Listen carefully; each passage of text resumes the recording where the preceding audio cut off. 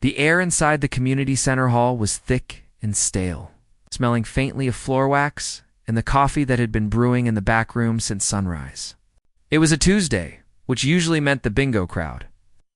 But today the large room was a battlefield of folding chairs and tangles of black electrical cables. The Evening of Stars showcase was only 2 days away, and the stress level was high enough to cut with a knife. Elsie sat quietly on a metal folding chair near the far wall. She was 80 years old, with hair the color of soft snow and hands that looked a bit like crumpled paper, though they were steady enough when she held her knitting. She wore a light cardigan despite the warmth of the room, and her eyes watched the chaos with a gentle, patient sort of focus. She had been volunteering here for as long as anyone could remember. She was the one who stapled the flyers to the telephone poles, the one who made sure the coffee filters were stocked, and the one who stayed late to wipe down the plastic tables. She was part of the furniture, harmless and helpful.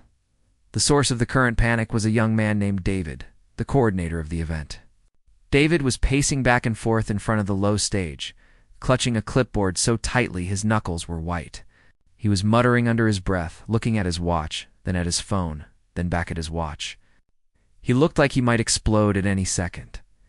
Standing near the heavy curtain was a group of 3 teenagers. They were part of the stage crew, wearing t-shirts with the logo of the local high school drama club. They were supposed to be hanging spotlights, but mostly they were leaning against the wall, checking their phones and laughing at something on a small screen. One of them, a tall boy with a backwards cap, nudged the girl next to him and pointed at David's pacing. Elsie adjusted her glasses and looked toward David. She knew what was wrong. Of course, everyone in the room knew. The news had traveled fast an hour ago. The pianist, a very talented young student from the university, had broken his arm. He had slipped on a wet patch of pavement near the library and fallen hard. It was a terrible accident, and it meant that the big interlude performance, the 10-minute piece of classical music that was supposed to fill the gap while the judges counted their scores, was gone. The show was in 2 days, and there was no music. David stopped pacing and ran a hand through his hair, looking defeated. He looked at the teenagers. "Okay, look," David said, his voice cracking slightly. "We have to figure something out. We can't just have dead air for 10 minutes. Does anyone know anyone? Anyone who can play at a high level? Like really high level?" The teenagers looked at each other and shrugged. The girl with the headphones chewed her gum and shook her head. "I don't think my little brother counts," she said with a smirk. "He plays heart and soul with one finger." David let out a long, frustrated sigh. "This is a disaster," he muttered to himself. "A total disaster." Elsie took a deep breath. Her heart gave a little flutter in her chest, a mix of nervousness and a sudden spark of hope. She looked at the piano in the corner of the room. It was an old upright, covered in a thick layer of dust, because nobody really used it anymore. It was mostly just a table for holding water bottles and extra coats. But under that dust, Elsie knew the machine. She knew its smell, the way the keys felt when they were pressed down, the way the pedals resisted just a little bit at the bottom. She hadn't played seriously in 40 years. Not since Arthur passed away. Arthur had been the love of her life, her husband of 50 years.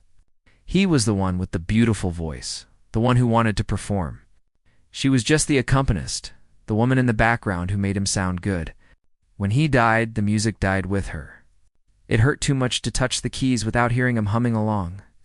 So she stopped.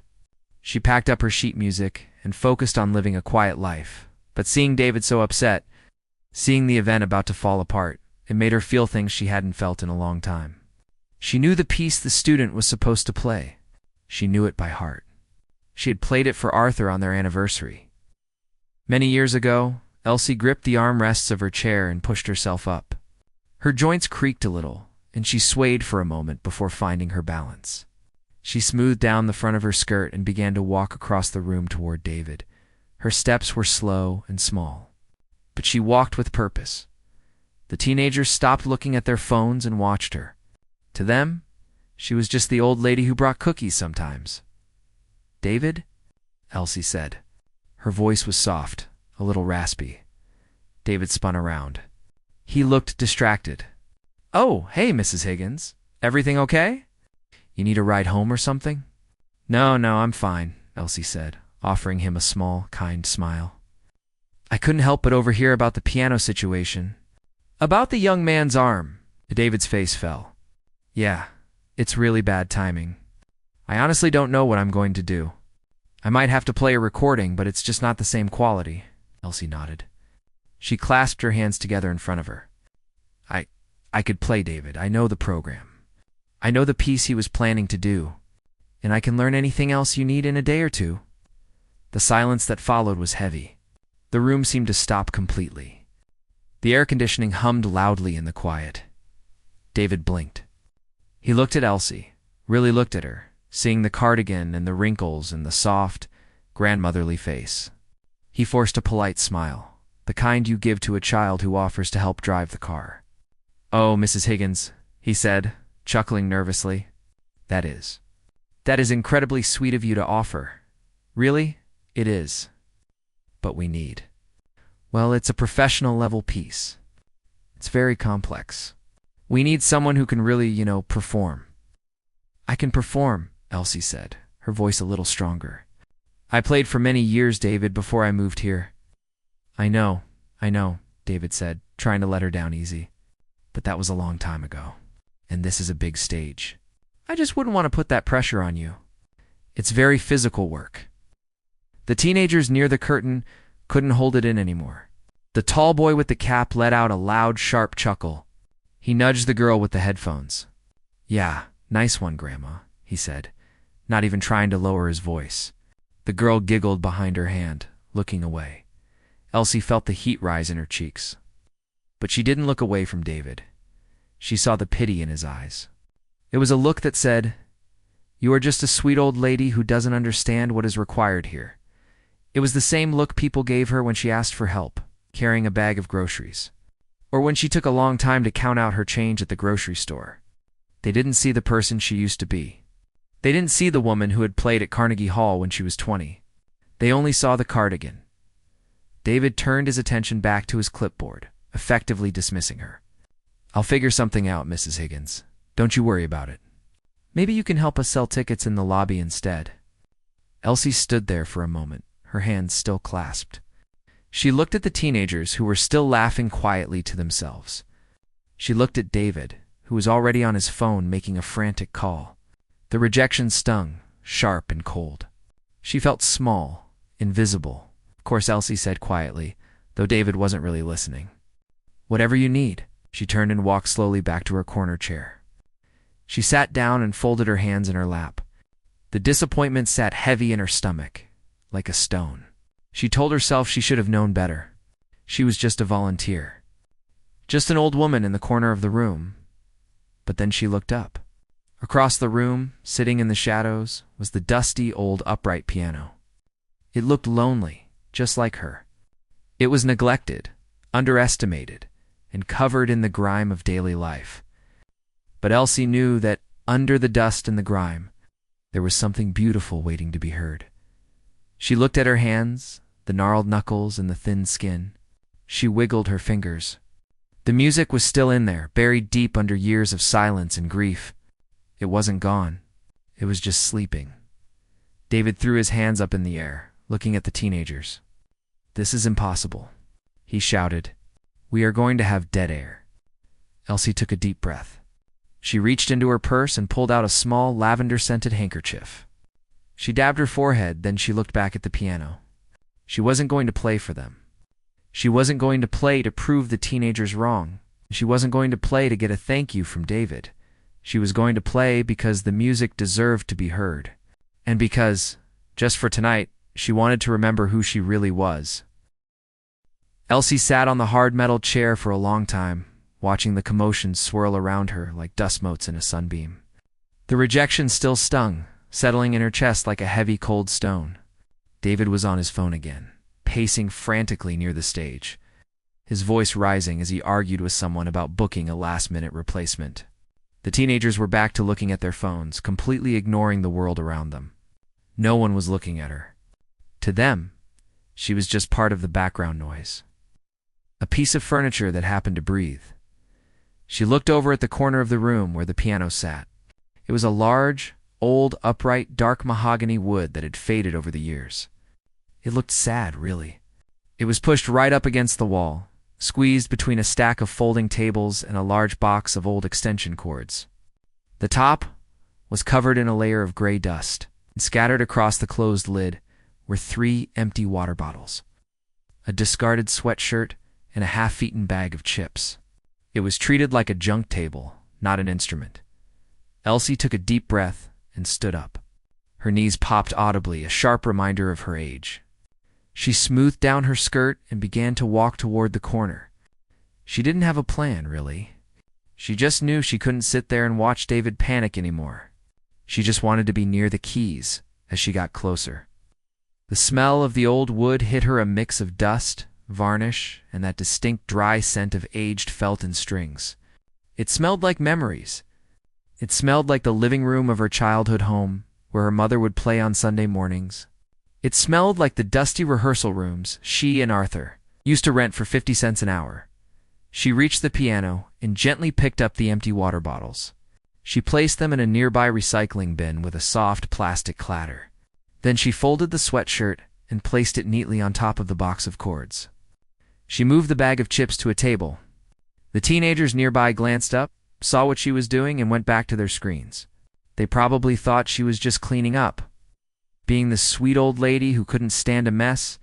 When the top of the piano was clear, Elsie paused. She reached out and let her hand hover over the fallboard, the piece of wood that covered the keys.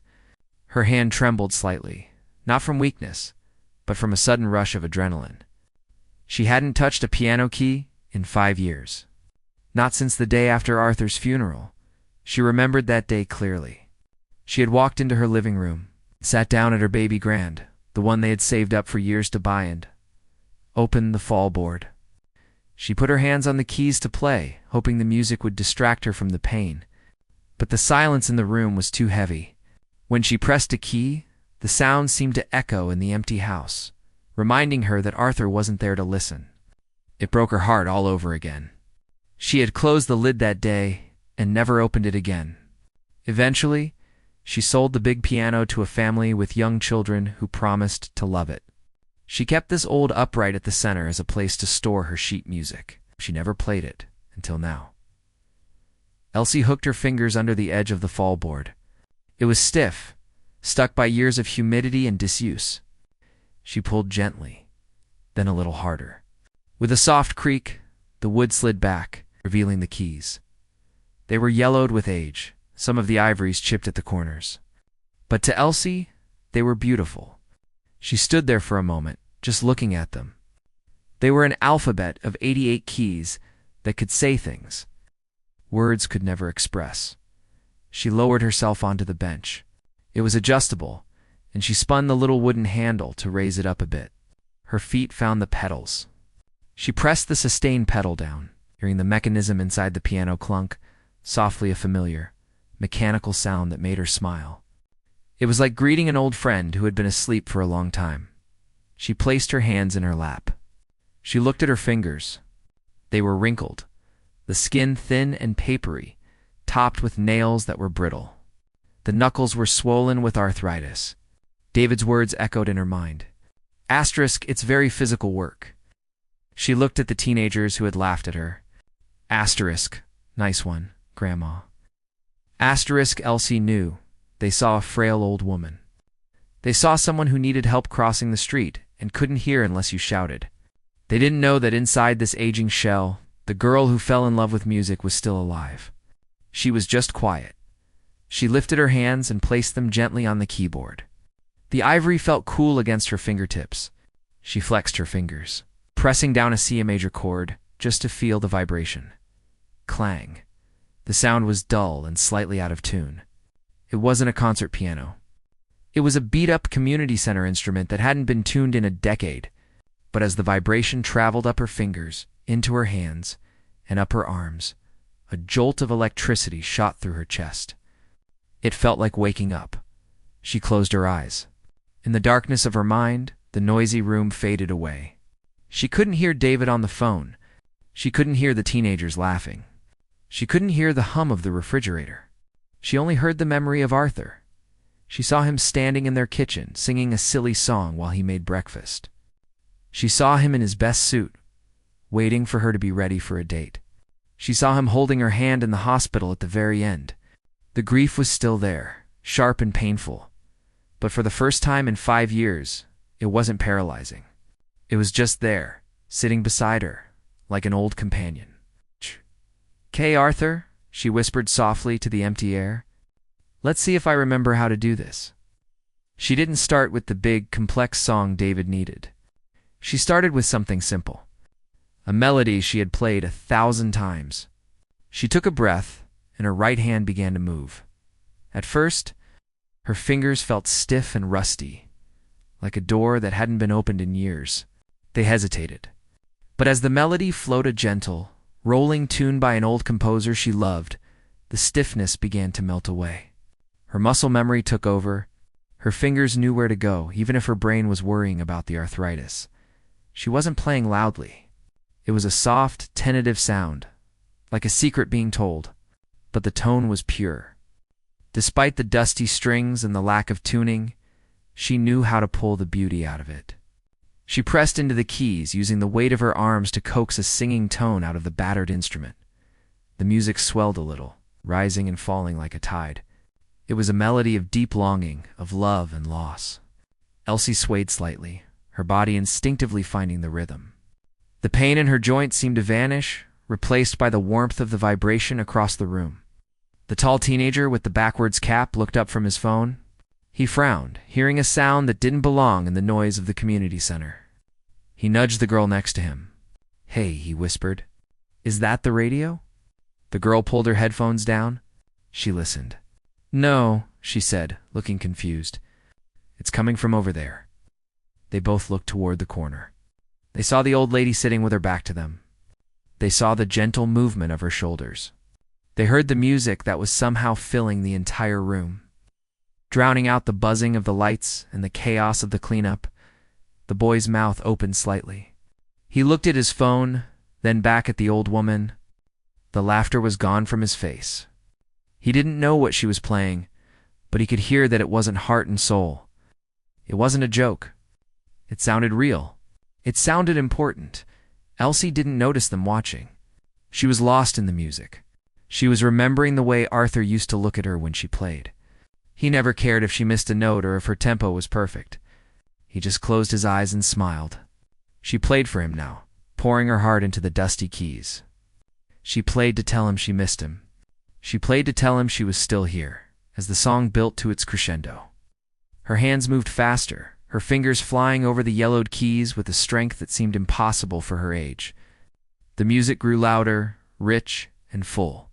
It was a sound that demanded attention, sound that cut through the air and silenced the room. David turned away from his phone, his hand still holding it to his ear, but he wasn't speaking anymore. He was staring at the corner of the room, his eyes wide. The clipboard hung loosely at his side. He stopped pacing. Elsie hit the final chord, letting the notes ring out into the silence. She pressed the sustain pedal, holding the sound until it faded into a whisper. She sat there, her hands hovering over the keys, her chest heaving slightly from the effort.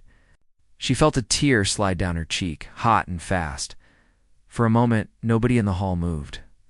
The silence that followed wasn't empty. It was full. It was heavy with the feeling that something significant had just happened. Elsie opened her eyes and slowly pulled her hands back into her lap. She didn't turn around. She just sat there, listening to the echo of her own heart, which was beating faster than it had in years. The dusty old piano wasn't a junk table anymore. It was alive, and so was she. The next 2 days passed in a blur for Elsie. She went about her usual routine, watering her plants, folding laundry, and listening to the radio. But her mind was far away. It was back in that dusty hall, sitting on that hard piano bench. Every time she closed her eyes, she felt the vibration of the keys under her fingertips. She was nervous, more nervous than she had been in decades. But underneath the nerves was a strange, bubbling excitement she had almost forgotten existed. She spent the quiet hours in her apartment stretching her fingers, flexing her hands, and mentally practicing the difficult passages of the Chopin piece, terrified that her arthritis might flare up at the wrong moment. Finally, the evening of stars arrived. The community center was unrecognizable. The dusty smell had been replaced by the scent of cheap perfume and popcorn. The folding chairs were set up in perfect, neat rows, and almost every single one of them was filled.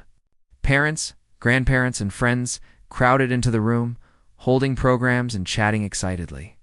The air was warm and sticky, buzzing with the energy of a small town coming together for a show. Bright stage lights had been set up, shining down onto the platform where the performers would stand. They cast a harsh, bright glow that made everything look theatrical and important. In the back, the heavy curtains were pulled back to reveal the instruments and the microphone stands. Elsie watched from the shadows of the side entrance. She was wearing her best dress, a soft blue one that Arthur had always liked on her, with a string of fake pearls around her neck. She had taken extra time with her hair, pinning it up carefully. She felt a small shiver of self-consciousness as she looked at the crowd. There were so many people. David was running around like a chicken with its head cut off. He had a headset on now and was frantically pointing at the lighting booth. He looked exhausted. Every time he glanced at the clock on the wall, his face pinched with worry. The show was going well so fair. A little girl had sung a song about the sunshine, and a boy had done a magic trick that made a rabbit appear, but the biggest problem was still looming. The intermission was coming up fast, and there was no entertainment. During a brief lull in the program, while the judges were scribbling scores on their clipboards, the tall teenager with the backwards cap walked over to David. He looked a bit awkward. "Hey, boss," he mumbled. "About the music gap. Are we sure we don't have a backup track?" David wiped sweat from his forehead. "No, nothing sounds right. Everything is too cheesy. We might just have to have the announcer talk for 20 minutes. It's going to be boring, but we have no choice." The boy hesitated. He looked over his shoulder toward the dark corner of the stage where the piano sat. "What about, her?" David looked at him, confused. "Who?" "The old lady, Mrs. Higgins. I heard her practicing yesterday when I was locking up." David sighed, looking stressed. "Look, we talked about this. It's a risk. She's not a professional. We can't just throw an 80-year-old volunteer on stage in front of 300 people because she plays a little bit. It's too big of a gamble." "She sounded pretty good to me," the boy muttered. But he walked away when David gave him a sharp look. The lights dimmed, signaling the end of the first half. The audience applauded politely as the judges stood up and retreated to a side room to tally the scores. The announcer, a man with a very deep voice, walked onto the stage. "Ladies and gentlemen," he boomed into the microphone, "we will take a short intermission while the judges make their very difficult decisions. Please enjoy some refreshments in the lobby." The crowd began to stir. People stood up, stretching their legs. The hum of conversation rose instantly. The spell of the show was breaking. David stood in the wings, his shoulders slumped. He knew this was the danger zone. If the crowd got bored now, they might leave early. He looked around desperately, as if hoping a band would magically appear from nowhere. Suddenly, the house lights, the ones that lit up the audience, didn't come up all the way. Instead, a single spotlight snapped on. It hit the far side of the stage, illuminating the old upright piano. It had been polished, and the dust was gone. It looked respectable in the light. Elsie stepped out from the heavy curtains. She moved slowly, gripping her cane, but her back was straight. She walked into the pool of light, the brightness of it warming her face. The crowd noticed immediately. The chatter in the room died down, replaced by a low murmur of curiosity. People sat back down in their seats, wondering what was happening. David froze near the curtain. He saw Elsie walking to the piano. His eyes went wide. "No, no, no," he whispered under his breath. "Not now." He started to step onto the stage to stop her. Terrified she was going to embarrass herself and ruin the show, but something made him stop. Maybe it was the way she held her head. Maybe it was the memory of the boy's comment. He stayed in the shadows, his heart pounding. Elsie reached the bench. She set her cane down against the leg of the piano. She turned to face the audience. The spotlight made it hard to see them, but she could feel them. Hundreds of eyes. She saw the teenagers standing in the wings, watching. She saw David looking pale. She didn't speak. She didn't introduce herself. She simply sat down on the bench. She adjusted the height just a little bit, taking her time. The silence stretched out. It was a heavy silence, the kind where you could hear a pin drop. The air conditioning seemed to hum louder than ever. Some people in the audience exchanged confused glances. A few whispered to their neighbors, "Who is that? Is she going to play? It's just a sweet old lady, probably lost." Elsie placed her feet on the pedals. She lifted her hands and hovered them over the keys for a moment. She took a deep breath, filling her lungs with the warm, dusty air of the hall. She closed her eyes. She wasn't thinking about the crowd. She wasn't thinking about David or the teenagers or the judges. She was thinking about Arthur. She imagined him sitting right there on the bench next to her, his shoulder pressing against hers. She imagined him smiling, that crooked smile, and whispering, "Show them, Elsie." She opened her eyes. Her gaze was steady. She wasn't the shy volunteer anymore. With a sudden, fluid motion that shocked everyone watching, she brought her hands down. The first chord was massive. It wasn't the timid tinkling of a beginner. It was a rich, resonant sound that seemed to shake the dust off the walls. It was a C major chord, but played with such force and authority that it rang out like a church bell. The murmuring in the crowd stopped instantly. The people who were halfway out of their seats sat back down. The teenagers in the wings stopped leaning against the wall and stood up straight. David's jaw dropped. He stared at the stage, his clipboard forgotten at his feet. Elsie didn't hesitate. She flowed immediately from the chord into the melody. The famous nocturne began to spill out of the piano. It was beautiful and sad, the melody weaving through the air like silk. Her right hand danced across the keys, playing the intricate runs with a speed and precision that seemed impossible for a woman her age. Her left hand provided a steady, deep rhythm, the heartbeat of the song. The piano, which had been silent and neglected for so long, was singing. The notes were clear and full. It didn't matter that it was an old upright. Under Elsie's hands, it sounded like a grand concert instrument. She was playing with a passion that was raw and real. She leaned into the piano, her body swaying, her face expressive in the front row. A mother covered her mouth with her hand, her eyes tearing up. In the back, a group of high school students stopped checking their phones and actually looked at the stage. They weren't seeing an old lady anymore. They were seeing a master at work. The music filled every corner of the hall. It washed over the dust, over the folding chairs, over the tension of the event. It was a sound that demanded to be felt. Elsie's fingers, the same fingers that David had dismissed as weak and arthritic, were flying. They were strong. They were sure. They were telling a story of a lifetime of love, a story that words could never capture. She played the first section, her touch gentle and caressing. Then she moved into the more agitated middle part. Her hands moved faster, the music rising in intensity like a storm. The sound swelled, filling the room with a powerful, driving rhythm. The audience was spellbound. No one moved. No one breathed. It was as if the entire world had stopped to listen to the woman in the blue dress as she played. Elsie felt a sense of peace settle over her. The fear was gone. The arthritis was gone. There was only the music and the memory of her husband. She played for every person in the room who had ever been underestimated, for every person who had been told they were too old, too weak, or too quiet. She poured all of that into the keys, turning her rejection into something magnificent. The music swelled, filling the high ceilings of the hall with a sound that was far bigger than the old upright piano had any right to produce.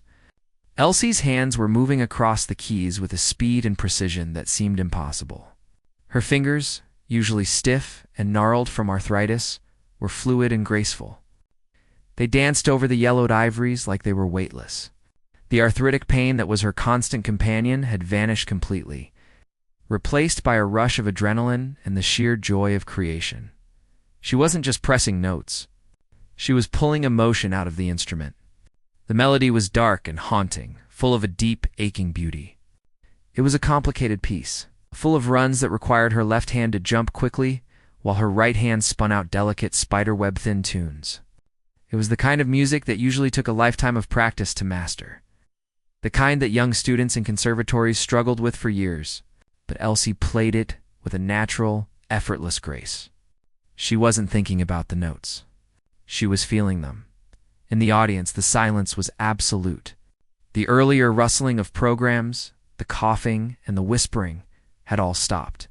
300 people were frozen in their seats, their eyes fixed on the small woman in the blue dress. It wasn't just that she was playing well. It was the way she played. She poured herself into the music. Every crescendo sounded like a release of years of bottled-up emotion. Every soft, delicate note sounded like a secret being whispered. In the fourth row, an older man with gray hair reached up and touched his cheek. He was surprised to find it wet. He didn't know Elsie, and he didn't know the piece she was playing. But he recognized the sound of heartbreak when he heard it. It reminded him of his own youth, of things he had lost and forgotten. Next to him, a young mother put her arm around her daughter, pulling her close. They both watched, mesmerized by the intensity of the performance, backstage in the wings. The scene was just as transformative. David stood motionless, his mouth hanging open slightly. The clipboard he had been clutching all day was slipping from his fingers, but he didn't notice. His mind was racing, trying to catch up with what his eyes and ears were telling him. He looked at the Elsie on stage, her body swaying gently with the rhythm. And then he remembered the woman he had waved away 2 days ago. He felt a hot flush of shame creep up his neck. He had pitied her. He had thought she was confused. He realized now that he was the one who was confused. He had looked at a master and seen only a helpless old lady. The 3 teenagers were standing perfectly still, too. The tall boy with the backwards cap had taken his hat off and was holding it against his chest. A gesture of respect he didn't even know he knew. The girl with the headphones had taken them off completely. Her eyes were wide, fixed on Elsie's hands. She played the guitar in a band at school, and she knew how hard music was. She knew that what Elsie was doing required a strength and focus that went far beyond just hitting the right keys. How was she doing that? The girl whispered, her voice barely audible. The boy shook his head slowly. "I don't know," he murmured. "She is. She's amazing." On stage, Elsie was lost in her own world. The bright spotlight was warm on her face, but inside, she felt cool and clear. She wasn't thinking about the people watching her. She was playing for Arthur. In her mind, the dusty community hall had faded away, and she was back in their small living room 40 years ago. She could see him sitting in his favorite armchair, his eyes closed, a peaceful smile on his face as she practiced. She was playing the song she had played for him on their last anniversary. The music built toward a climax, the notes becoming faster and more intense, cascading like a waterfall. Elsie's hands were a blur of motion. She struck the keys with a controlled power that made the old piano tremble. She felt a surge of energy, a sense of being truly alive that she hadn't felt in a decade. It was a fierce, defiant joy. She was showing the world and herself that she still had something to give. The years of silence, the years of being invisible, were pouring out of her fingertips in a torrent of sound. Then, as suddenly as the intensity had risen, it began to fade. Elsie transitioned into the soft, gentle ending of the piece. Her hands slowed. The loud, crashing chords turned into whisper-soft notes that floated in the air. She played the final melody with tenderness, her touch light as a feather. She lingered on the last few notes, savoring them, drawing out the silence between the beats. Finally, her hands came to rest on the keys. She pressed the sustain pedal one last time, letting the final vibration hang in the air for a long moment before fading into nothing.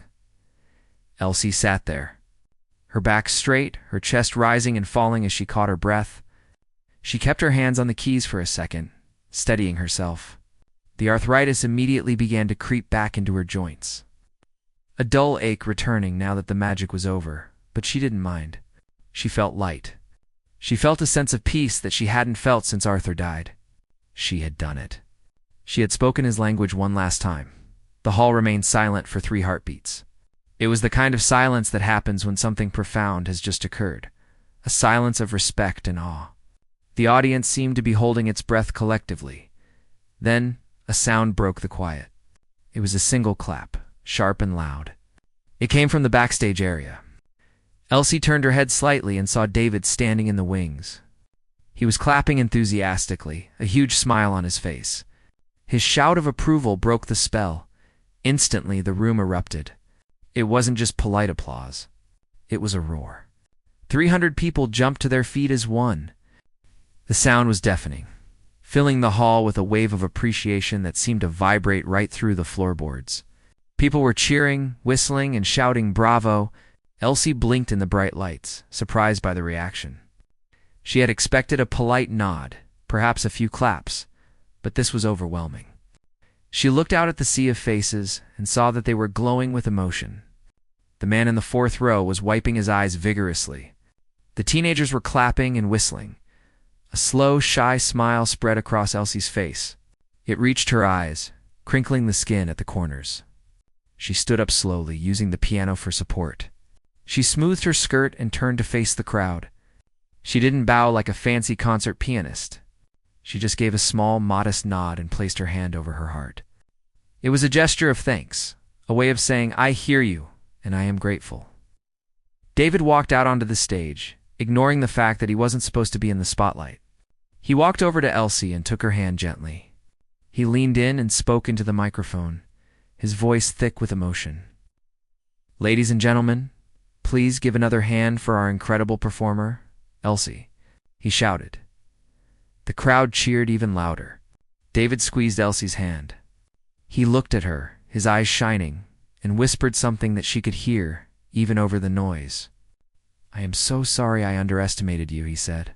"That was the most beautiful thing I have ever heard." Elsie squeezed his hand back. She wasn't angry at him anymore. She knew that people often looked at the outside of a person and missed the fire inside. She was just glad she had been given the chance to show them. The girl with the headphones ran onto the stage, holding a bouquet of flowers that had been intended for the next act. She shyly handed them to Elsie. "These are for you," she said, her voice full of admiration. Elsie took the flowers, burying her face in them for a moment to smell the sweet scent. She looked at the girl and saw not a bored teenager, but a young person who appreciated the music. "Thank you, dear," Elsie said softly. "You have a very kind heart." She walked off the stage, leaning on David's arm. The applause followed her every step. She felt different. She wasn't just the old lady who brought cookies anymore. She was Elsie the musician. She was the woman who had filled the hall with magic. And as she disappeared into the wings, leaving the roar of the crowd behind her, she knew that Arthur had heard her too, and he was clapping the loudest of all. The applause continued for a long time, rolling through the hall like a persistent thunder that refused to fade. Elsie stood in the wings, just to the side of the heavy velvet curtains, holding the bouquet of flowers against her chest. Her heart was hammering against her ribs, not from fear this time, but from the sheer shock of what had just happened. The air backstage was cooler, but her face still felt hot from the glare of the spotlight. People were rushing toward her. First, it was David, who was now beaming with a look of utter relief and joy. He was followed closely by the 3 teenagers, who looked at her with a mixture of awe and shyness they hadn't shown before. Even the judges had left their table to come and peek behind the curtain, shaking their heads in disbelief. I don't know what to say," David stammered, reaching out to gently pat Elsie on the shoulder. Honestly, that was the best thing we've ever had on this stage. Ever. I was so wrong, Mrs. Higgins. I am so sorry." Elsie looked up at him and offered a soft, forgiving smile. She reached out and squeezed his hand. "It is quite all right, David. We are all quick to judge, aren't we? I am just glad I could help. You looked like you needed it." "Help? You saved the whole show," the tall boy blurted out. He took his cap off and held it in his hands, twisting the brim. "I mean, seriously, that was insane. My grandma plays bingo. She doesn't play like that." He gestured toward the piano, as if the instrument itself were still vibrating with the ghost of her performance. Elsie chuckled, a light, breathy sound. "Well, perhaps your grandmother has a secret too. You never really know what people are hiding inside them, do you?" The girl with the headphones stepped forward. Can I "Can I ask you something?" she asked, her voice quiet. "Of course, dear. How long did it take you to get that good?" "I've been playing guitar for 3 years and I'm still terrible." Elsie looked down at her hands, turning them over to look at the palms, then the back. She thought about the hours, the years, the decades of her life. "I started when I was 6 years old," she said softly. "So I suppose it took me about 74 years to play that song the way I did tonight." The girl's eyes widened. 74 years. "It takes a long time to make something look easy," Elsie said wisely. "You must be patient with yourself. Music isn't a race. It is a friend you keep for life." David interrupted gently. "Mrs. Higgins, you have to go back out there. They won't stop clapping. They want to see you again." Elsie shook her head gently, clutching the flowers tighter. "Oh no, I couldn't. I've done my part. The show must go on, as they say. Bring the next act out. I am just happy to have had my turn." Eventually, David managed to calm the crowd down and introduce the next performer, a young girl doing a dance routine. As the music started up again, the atmosphere in the hall shifted back to a normal rhythm. But Elsie could feel that the energy had changed. The room felt lighter, warmer. People in the audience were smiling at each other, sharing the memory of what they had just witnessed. Elsie didn't go back to her seat in the corner. Instead, she moved to the side of the hall where a few chairs were set up for the volunteers. She sat down, exhaling a long, deep breath that she felt she had been holding for days. Her hands were beginning to tremble now, the adrenaline wearing off, leaving a dull ache in her knuckles, but she didn't mind the pain. It felt like a good pain, a reminder that she was still alive, still capable of creating beauty. She looked around the room and saw the community in a different light. The boy who had mocked her was now carefully moving the microphone stands, checking them twice, working with a newfound focus. David was on his headset, but instead of barking orders, he was laughing and chatting with the lighting crew. It was as if Elsie's music had unlocked something in the room, a sense of connection that had been missing. As she sat there, the memories of Arthur washed over her. But this time they didn't bring the sharp, stinging pain of grief. They brought a warm, bittersweet comfort. She closed her eyes and imagined him sitting in the empty chair next to her. "You were wonderful, Elsie," she could hear him saying in his mind, his voice as clear as if he were whispering in her ear. "I told you that you still had it in you." "I did it for us, Arthur," she thought back. "I wanted them to see what I saw when we were together. I wanted them to see that love doesn't get old. It just changes shape." For 5 years, Elsie had been mourning the loss of her husband by hiding away, by shrinking herself to fit into the background. She had thought that respecting his memory meant letting the music die with him. But she realized now, sitting in the bustling hall with the scent of flowers in her nose, that she had been wrong. The best way to honor Arthur wasn't to stop playing. It was to play with everything she had. It was to let the music he loved so much live on through her. When the show finally ended, the crowd filed out slowly. Many people stopped by Elsie's chair on their way to the exit. Some just nodded and smiled. Others stopped to shake her hand or thank her. A woman with silver hair stopped and squeezed Elsie's shoulder, tears in her eyes. "I lost my husband last year," she said quietly. "Hearing you play tonight made me feel like I could breathe again." "Thank you." Elsie reached up and patted the woman's hand. "Music is the best medicine for a heavy heart, isn't it? You keep going. He is still with you." It took a long time for the hall to empty. When it was just the cleanup crew left, David walked over to Elsie. He looked exhausted but happy. "I'm locking up soon, Mrs. Higgins. Can I give you a ride home?" Elsie shook her head. "Thank you, David, but I think I would like to walk for a bit. It is a nice night." She stood up and grabbed her cane. As she made her way toward the main exit, she paused at the piano. It was sitting there again in the shadows, silent and still. She reached out and touched the smooth wood of the lid. It felt different now. It wasn't just a piece of furniture anymore. It was a partner. She promised herself she would come back tomorrow. She would come back every day if they let her. There were children in the community center, kids like the teenagers who judged her, who might want to learn. She could teach them. She could show them that patience and passion could turn a dusty instrument into magic. Elsie pushed open the glass doors and stepped out into the cool night air. The streetlights were humming, casting a soft yellow glow on the sidewalk. The parking lot was emptying out, cars driving away with families inside. The air smelled of pavement and night-blooming jasmine. She began to walk home, her step a little lighter than it had been that morning. The cane tapped rhythmically against the concrete. She looked up at the sky. The clouds had cleared, revealing a few bright stars that scattered their light down on the town. She felt different.